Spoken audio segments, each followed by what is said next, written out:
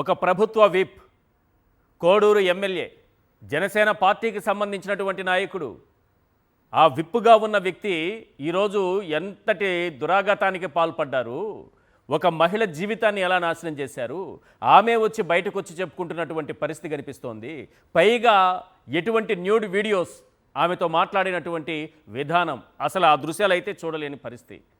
మరి అతనిపైన ఏమైనా యాక్షన్ కనిపిస్తుందా? కూటమి ప్రభుత్వంలో ఏమైనా చర్చ మొదలైందా? ఎందుకంటే ఒక సెన్సేషన్గా ఇది మారింది.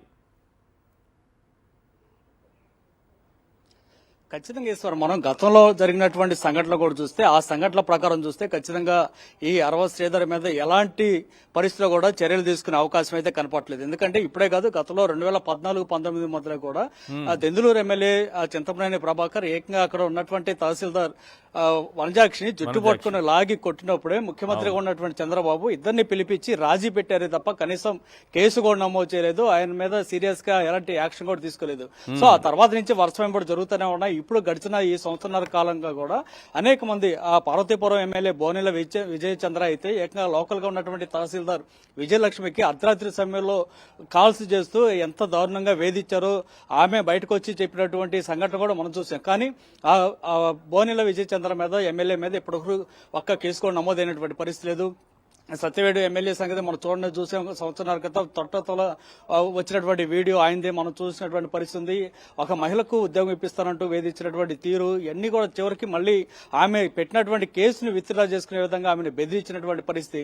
ఆ సమయంలో కూడా కేసు నమోదు చేయలేదు. ఇవన్నీ చూస్తుంటే ఈ సందర్భంగా ఇంకొక విషయం కూడా మీ దృష్టి తీసుకురావాల్సి ఉంది. ఇటీవల కేంద్ర ప్రభుత్వం ఏడీఆర్ అనేటువంటి ఒక రిపోర్టు రిలీజ్ చేసినప్పుడు ఆంధ్రప్రదేశ్ లోనే అత్యధికంగా క్రిమినల్ కేసులు ఉన్నటువంటి ఎమ్మెల్యేలుగా ఉన్నటువంటి పరిస్థితి ఉంది. ఆ ఎమ్మెల్యేలలో ఏకంగా 138 మంది ఎమ్మెల్యేల మీద, కూటమి ఎమ్మెల్యేల మీద కేసులు ఉన్నాయి. వాటిలో 85 మంది మీద అచ్చంగా మహిళలను వేధించినటువంటి కేసులు, అత్యాచార యత్నం చేసినటువంటి కేసులు, ఇట్లాంటివే ఉన్నాయంటే మనం అర్థం చేసుకోవాలి. 82 మంది కేవలం మహిళలకు సంబంధించి కేసులు ఎదుర్కొంటున్నటువంటి ఎమ్మెల్యేలు ఉన్నారు. అయితే ఇప్పుడు మనం చెప్పుకున్నటువంటి ఆ దెందులూరి ఎమ్మెల్యే కానీ, లేదంటే పార్వతీపురం ఎమ్మెల్యే విజయ్ చంద్ర కానీ, లేదంటే ఈ రైల్వే కోడూరు ఎమ్మెల్యే కానీ, ఆ సత్యవేడు సంబంధించినటువంటి ఆదిమూలం కానీ, వీరెవరు కాదు. వీరు కాకుండానే ఉన్నటువంటి వారు 85 మంది.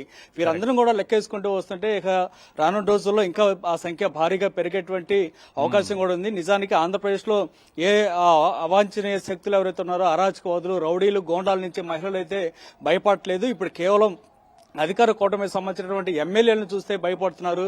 వారి నుంచి రక్షణ లేదనేటువంటి భయం కనిపిస్తుంది. ఈ అధికార పార్టీ సంబంధించినటువంటి ఎమ్మెల్యేలు రోడ్డు మీదకి వస్తే మహిళలంతా కూడా ఇళ్లలోకి వెళ్లి తలుపులు తాళాలు వేసుకోవాల్సినటువంటి పరిస్థితి అయితే ఏర్పడింది. ఆ స్థాయిలో వీరు చేస్తున్నటువంటి అరాచకాలు అయితే కనిపిస్తున్నాయి. ఖచ్చితంగా ప్రభుత్వంలో కదలిక రావాలి. ఎందుకంటే ప్రభుత్వ విప్ ఇతను, జనసేన పార్టీ ఎమ్మెల్యే. కరెక్టే, కానీ ముఖ్యమంత్రి చంద్రబాబు గానీ, జనసేన పార్టీ అధినేత పవన్ కళ్యాణ్ గానీ ఇలాంటి ఇష్యూలు గతంలో వచ్చినప్పుడే చర్యలు తీసుకున్నట్టయితే తర్వాత ఎమ్మెల్యేలు, ప్రజాప్రతినిధులు అందరూ కూడా భయపడేవారు. ఇలాంటి పరిస్థితికి వచ్చే పరిస్థితి ఉండేది కాదు. కానీ మొదటి నుంచి కూడా రాజీ చేసేటువంటి ప్రయత్నం చేయటం, ఇటీవల మనం చూసాం, కొద్దిసేపు క్రితం మీరు కూడా చూపించినటువంటి జనసేన ప్రెస్ నోట్ కూడా చూసాం. ఇలాంటి వీడియోలు బయటికి రాకుండా జాగ్రత్త పడండి అంటూ జాగ్రత్తలు చెప్తున్నారంటే ఇక ఆ పార్టీకి సంబంధించి ఎలాంటి న్యాయం జరుగుతుందని మనం భావించాల్సి ఉంటుంది. ఖచ్చితంగా హోంమంత్రిగా ఒక మహిళ ఉన్నారు. ఆమె వచ్చిన తర్వాత రాష్ట్రంలో మహిళలకైనా కొద్దిగా గొప్ప న్యాయం జరుగుతుందేమో అనేటువంటి ఒక ఫీలింగ్ కూడా రాష్ట్రంలో మహిళలకు లేకుండా హోంమంత్రి చేస్తున్నటువంటి వ్యవహార శైలి కూడా కనిపిస్తుంది.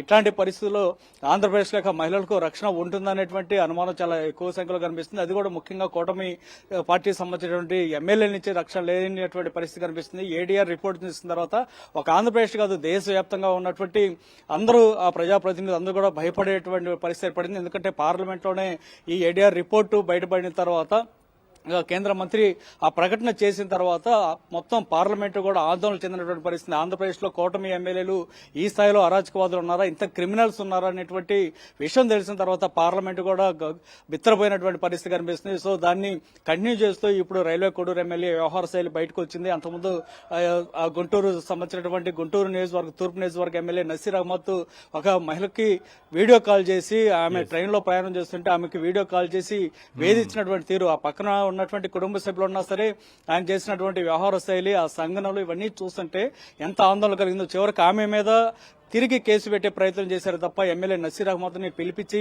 వార్నింగ్ ఇవ్వడం కానీ, కనీసం ఆయన మీద కేసు పెట్టడం కానీ అలాంటివి కూడా జరగలేదు. తిరువూరు ఎమ్మెల్యే కొలకపూడి శ్రీనివాస్ దెబ్బకు తట్టుకోలేక అక్కడ ఒక వీఆర్ఓ పురుగు మందు దాగి ఆత్మహత్యాయత్నం చేసినప్పుడు కూడా కనీసం శ్రీనివాసరావుని పిలిపించి వార్నింగ్ ఇచ్చినటువంటి పరిస్థితి కూడా లేదు. సో ఇలాంటి అనేక ఘటనలు వరుస వెంబడి చోటు చేసుకుంటూనే ఉన్నాయి. పార్వతీపురం ఎమ్మెల్యే విజయచంద్ర వ్యవహారం కానీ, అంతకుముందు సత్యవేడ ఎమ్మెల్యే కోనేటి ఆదిమూల సంగతి కానీ, ఇవన్నీ కూడా మనం చూస్తుంటే చంద్రబాబు కానీ పవన్ కళ్యాణ్ కానీ ఖచ్చితంగా ఆ పార్టీకి సంబంధించినటువంటి ఎమ్మెల్యేని పిలిచి వార్నింగ్ ఇచ్చినట్టయితే ఇలాంటి పరిస్థితి ఉండేది కాదనేటువంటి వ్యాఖ్యలు అయితే వినిపిస్తున్నాయి. మరి ఇప్పుడు రైల్వే కోడూరు ఎమ్మెల్యే వ్యవహార శైలి బయటకు వచ్చిన తర్వాత ఈ పార్టీకి సంబంధించినటువంటి ముఖ్యులు ఏ విధంగా స్పందిస్తారనేది వేచి చూడాల్సిన పరిస్థితి ఉంది. Right, thank you Ravinder.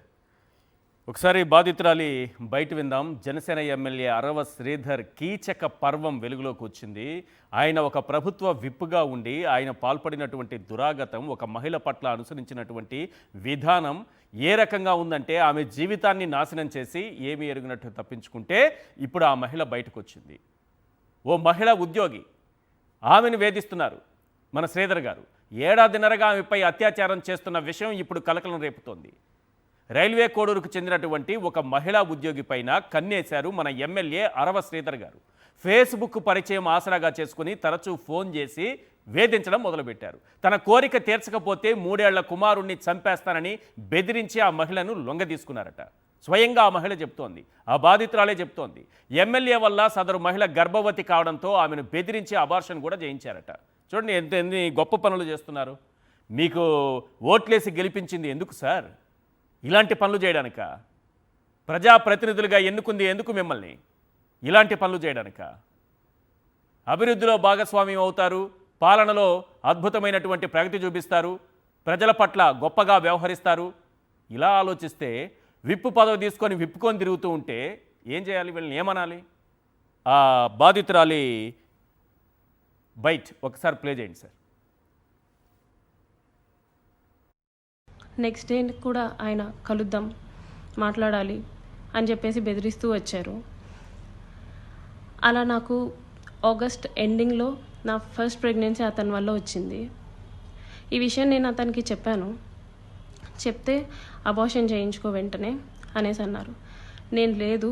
నేను అబార్షన్ చేయించుకోవట్లేదు, నీ వల్ల నాకు ఇంత జరిగింది, నేను అబార్షన్ చేయించుకోవట్లేదు అంటే అప్పటికి నన్ను బెదిరించారు. నువ్వు అబార్షన్ చేయించుకుంటే నువ్వు బ్రతుకుతావు, నీ ఫ్యామిలీ బాగుంటుంది, నీ ఉద్యోగం బాగుంటుంది, లేకపోతే నా గురించి నీకు తెలుసు అని చెప్పేసి చెప్పడం జరిగింది. నేను అబార్షన్ చేయించుకోను, ఎట్టి పరిస్థితుల్లో అబార్షన్ చేయించుకోను అనేసి నేను వాదించాను.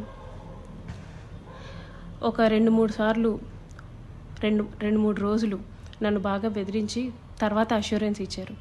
సరే, నీ భర్తకి నువ్వు విడాకులు ఇచ్చేసి నేను నిన్ను పెళ్లి చేసుకుంటాను, మీరు ఎలాగా దూరంగానే కదా ఉంటారు, నేను నిన్ను పెళ్లి చేసుకుంటాను, నీ భర్తకి నువ్వు విడాకులు ఇచ్చేసి అనేసి అన్నారు. అప్పటికి నేను ఒప్పుకోలేదు. అబార్షన్ చేయించుకో, ఇది అయితే ఫస్ట్ అబార్షన్ చేయించుకో అని చెప్పి నమ్మించడానికి నేను నిన్ను పెళ్లి చేసుకుంటాను అనేసి నాకు చెప్పారు. నేను చాలా రోజులు చేయించుకోలేదు. అలా ఒక 2 months నాకు ప్రెగ్నెన్సీ ఉంది.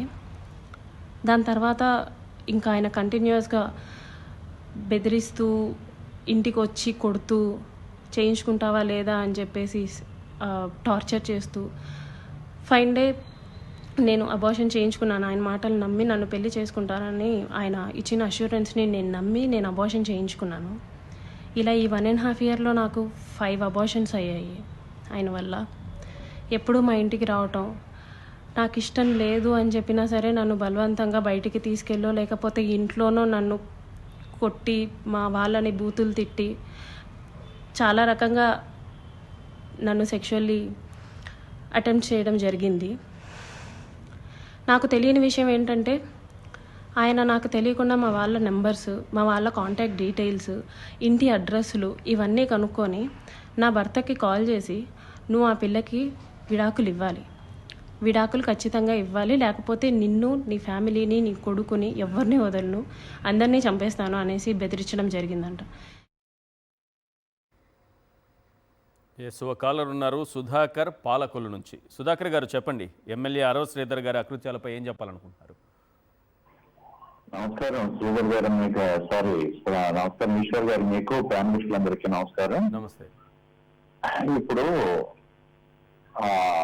వాళ్ళు ఆమె చెప్పేది చాలా వేదనాకరంగా, చాలా హృదయ వేదనతో ఉన్న మాట. ఇక్కడ ఒక హోంమంత్రి, మహిళా హోంమంత్రి, ఇందాక ఎవరు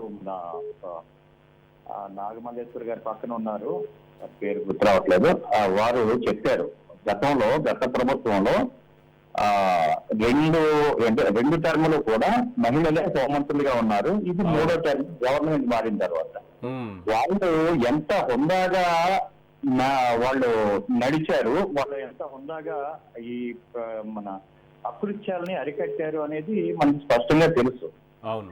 అయితే ఇక్కడ నా ఇష్టం, నేను 99 వయసులకే భూమి ఇస్తాననే మంత్రి ఒకరు, సర్వశాఖల మంత్రి ఆయన, ఇక్కడ మరే వైసీపీ కొడకల్లారా మీరు కూడా చేసుకోండిరా అని రెచ్చగొట్టి ఈ పిచ్చి యువతరాన్ని ఒక ట్రాన్స్ లో తీసుకెళ్లి ట్రాప్ చేసి అధికారంలోకి వచ్చినటువంటి ఒక పార్టీ నాయకుడు అతను దగ్గర ఉన్నటువంటి ఎమ్మెల్యేని ఈ రకంగా కాకపోతే ఇంకెలాగా ఎలా ప్రవర్తిస్తారు?